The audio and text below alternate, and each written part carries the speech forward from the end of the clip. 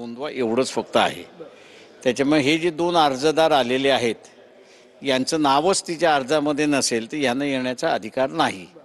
यांची नावं जी आहेत ती इन्क्वायरीमध्ये ज्युडिशियल इन्क्वायरी जी झाली त्या ज्युडिशियल इन्क्वायरीमध्ये पोलिसांनी त्या दिवशी ड्युटीवरती कोण कोण होते त्यांची नावं दिली आहेत आणि त्यांच्यामध्येही नाव त्यांच्यामध्ये यांची नावं आहेत।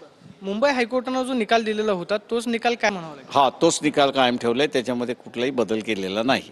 काय आता फरक पडू शकतो? म्हणजे मुंबई हायकोर्टाने निकाल दिलेला होता की पोलीस कर्मचाऱ्यांवरती गुन्हे दाखल करा, मात्र ती प्रक्रिया अजूनही झालेली नव्हती। ही आता प्रक्रिया किती दिवसांमध्ये पूर्ण करावी असं काही सुप्रीम कोर्टाने सांगितलेलं आहे? नाही, असं काही सांगितलेलं नाहीये। आता हायकोर्ट ते ठरवेल पुढे काय करायचं ते। आजच्या सुप्रीम कोर्टाच्या निकालाचा या केसमध्ये कसा फायदा होईल किंवा मुंबई हायकोर्ट आता ह्याच्यामध्ये ह्यांना सुप्रीम कोर्टामध्ये येण्याचे पूर्ण रस्ता बंद झाले। खालच्या प्रोसिडिंग्सला स्टे देण्यासाठी किंवा थांबवण्यासाठी आता फुल फ्लेज इन्क्वायरी होईल आणि इन्क्वायरी नंतर मग ह्यांना असणारा सुप्रीम कोर्टात येत आहे, त्याच्या अगोदर येता येणार नाही। म्हणजे आता हे थेट गुन्हे दाखल होतील की परत अजून काही चौकशी जी आहे ती? अजून त्याच्यामध्ये माझ्या अंदाजानं जो आहे BNS